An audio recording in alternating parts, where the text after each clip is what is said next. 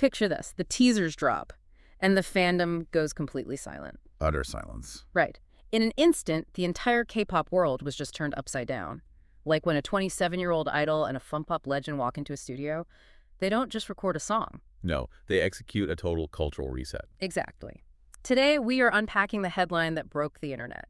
This just changed K-pop forever, Rosé and Bruno. Welcome to the show. Join Eric and Minji as they ride the Hallyu wave, uncovering the biggest K-pop comebacks, shocking industry controversies, and major K-drama updates. From internet-breaking rumors to historic chart milestones, we dive deep into the world of Korean entertainment. So we need to talk about how a highly specific Korean drinking chant completely dismantled and reassembled American radio. Welcome to the deep dive, everybody. We are looking at a mountain of data for you today. We've got Billboard statistics, cultural analyses from the Korea Times, and official album records.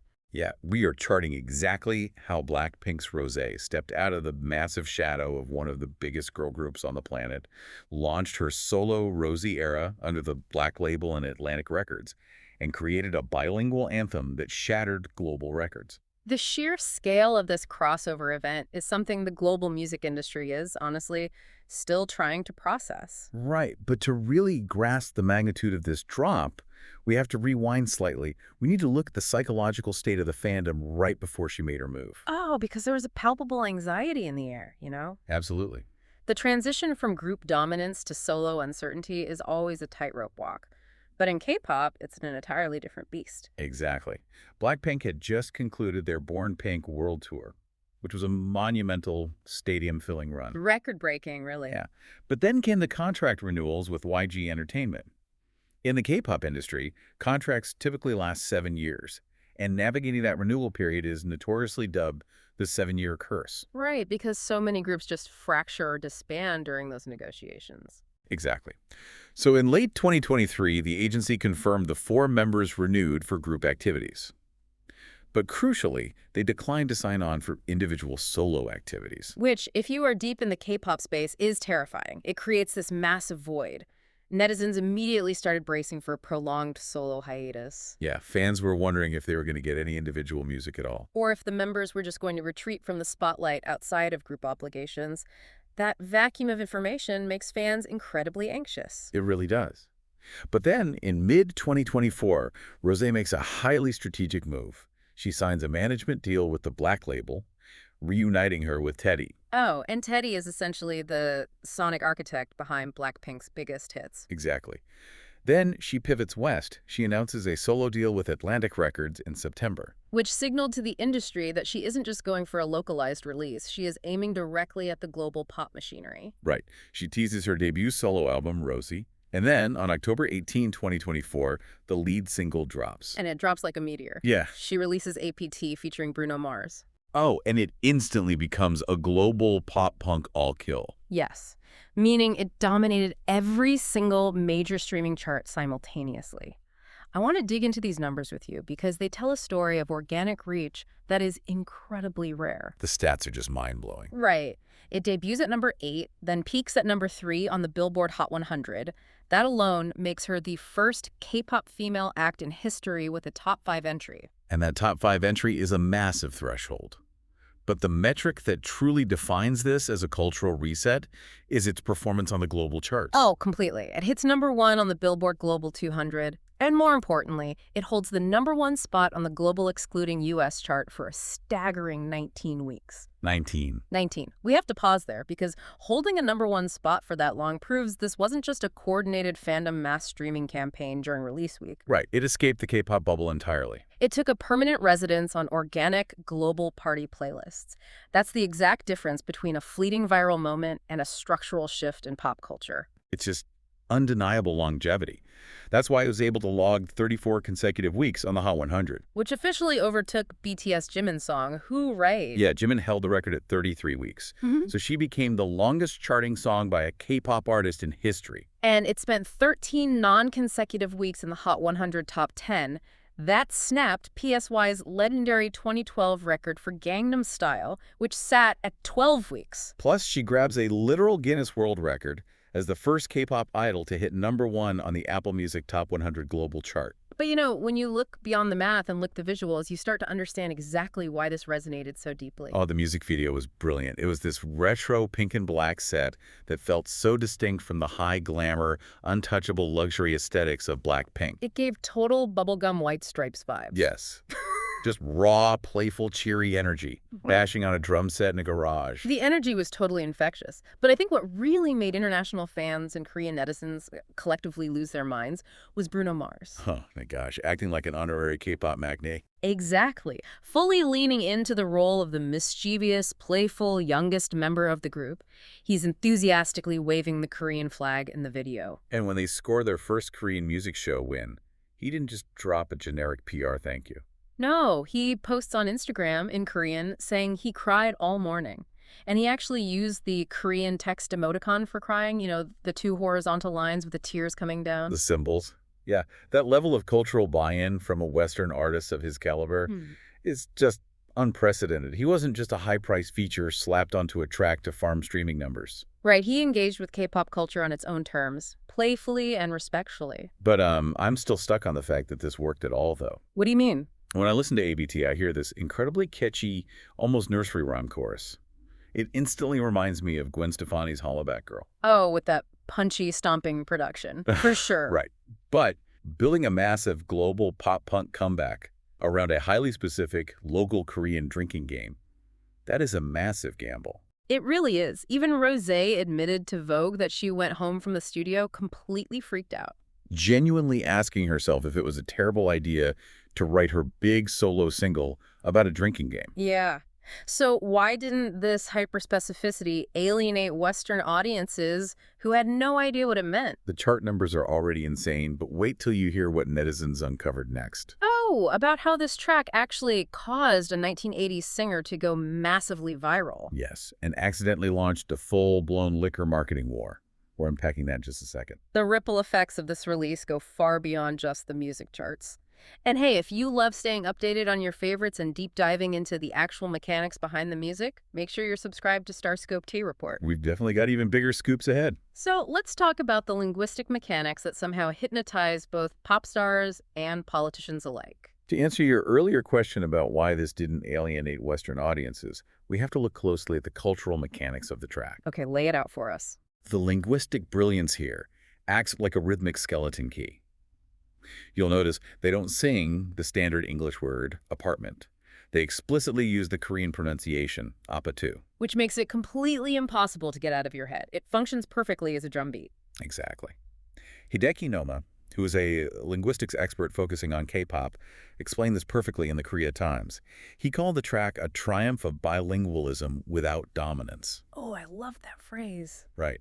It uses the rhythmic, plosive consonants of the Korean syllables, the hard P and T sounds, and it pairs that vocal percussion with the clapping beat of the traditional Korean 3-6-9 game. Where players clap instead of saying numbers containing 3, 6, or 9. Yeah. So instead of relying on a deep lyrical narrative that might get watered down or entirely lost in translation, she leaned completely into the sheer phonetic playfulness of the words. She basically turned the word itself into an instrument. Precisely. It allows absolutely anyone, regardless of what language they speak, to participate in the rhythm immediately. You don't need to speak Korean to shout the chorus. And participate they did. Charlie Puth literally posted a TikTok chanting Apateu, complaining that it was permanently stuck in his head. But what's truly fascinating is how the song bypassed traditional demographic boundaries entirely. Like, you had minor opposition leader Representative Cho Kook sharing the music video on his social media. On the exact same day that ruling party representative Han Dong-hoon posted that he couldn't stop listening to it either. And just to be very clear for everyone listening, we are simply reporting the facts from the sources here. We aren't taking any political sides whatsoever. Absolutely not. It's just wild that in an incredibly polarized political climate, it became a rare moment of bipartisan pop culture obsession. Which truly speaks to its omnipresence. But it even crossed generational lines in a way nobody predicted. The Hallyu wave created this fascinating undertow, pulling up classic Korean culture right alongside the new. Remember what happened with Yoon Soo-il? That was incredible. So Yoon Soo-il has a mega hit song from 1982, which is also titled Apartment.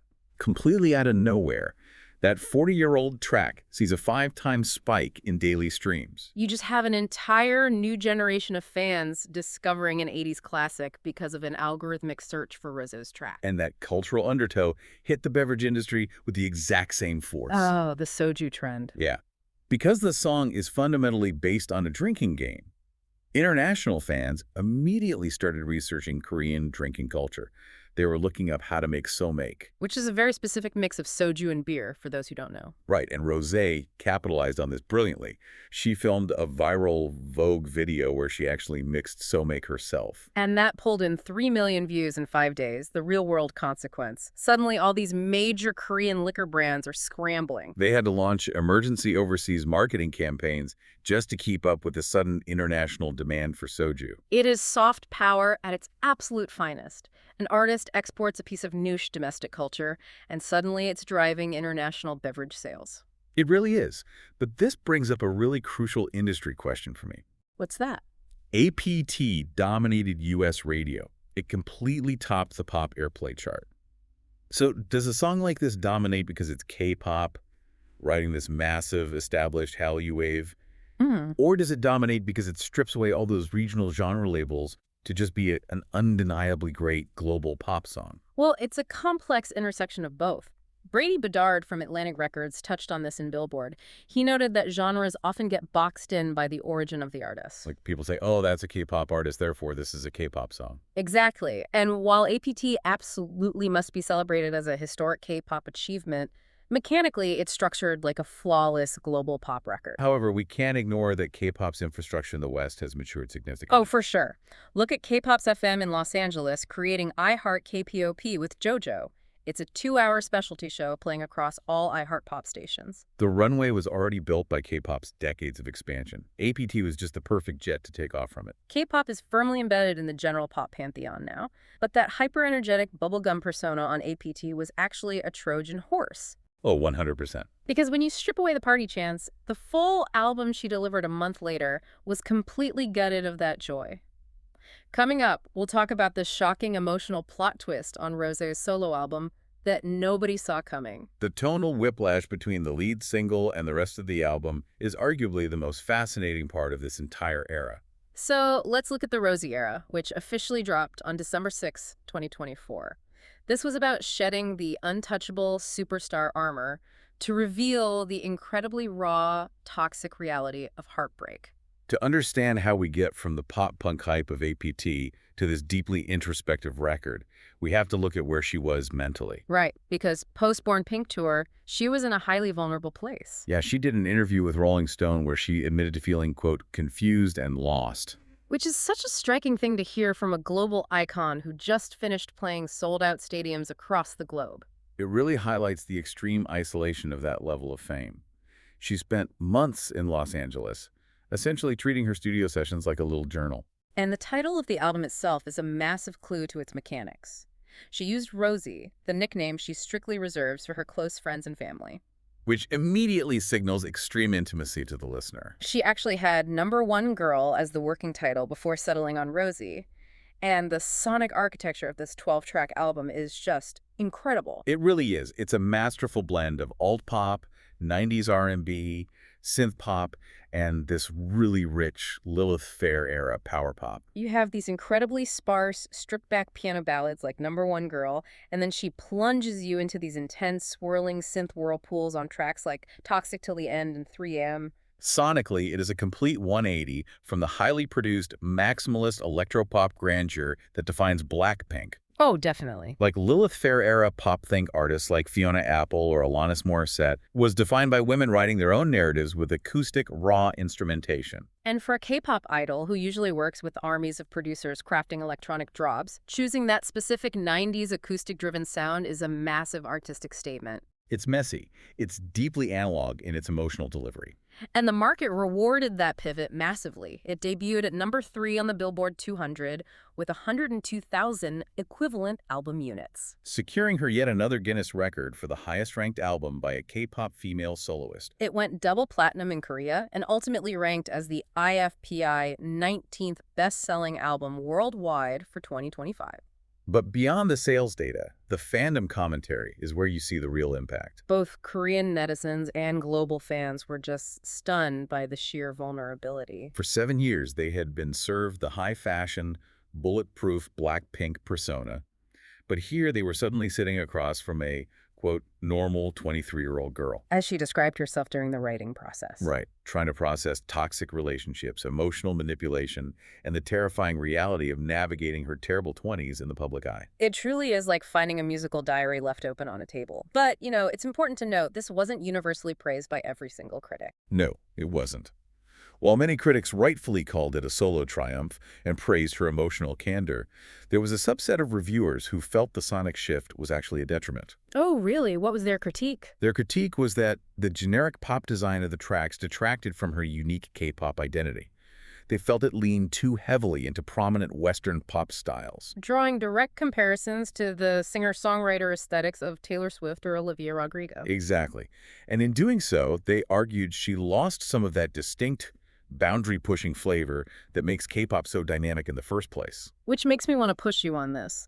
When a K-pop idol releases a 90s Americana-tinged alt-pop album explicitly detailing toxic relationships, is that her actively rebelling against the highly manufactured, perfection-obsessed K-pop idol machine? Or is it simply proof that K-pop stars can seamlessly transition into global singer-songwriters without losing their core fandom? Yeah, exactly. I'd argue it's the latter, but executed with a highly rebellious edge.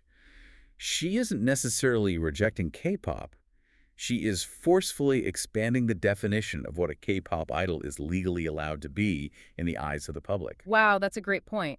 For a decade, the industry standard demanded absolute perfection, flawless choreography, impenetrable media training, pristine personas. But by writing explicitly about her terrible 20s and making messy, acoustic-driven music about toxic relationships, she's proving that an idol can be human, flawed, and vulnerable. And the fandom will not abandon her. No, in fact, they will support her to the tune of breaking global sales records. It's like a complete paradigm shift for the industry. The blueprint has officially been rewritten. And to follow how the rest of the BLACKPINK members chart their own solo paths in this new landscape, hit that subscribe button so you never miss a KT update. So what does this all actually mean for the music we listen to? I want to leave you with a final thought to mull over.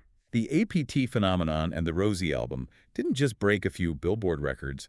They blurred the lines between K-pop and global pop so thoroughly that the boundary might be gone forever. Exactly. If a traditional Korean drinking chant can become a staple on American Top 40 radio, and a K-pop idol can dominate the global charts with 90s Americana-tinged alt-pop. What does the word K-pop even mean anymore? Right. Does the genre still exist as a distinct category? Or are we just living in a post-genre global music industry where that old diagnostic label is finally broken for good? Think about that next time you look at the top of the charts. You've been listening to StarScope K-Report, where Eric and Minji bring you the stories shaping K-pop, K-dramas, and the global Hallyu wave. Thanks for tuning in, and don't forget to subscribe for more stories that keep the stars shining.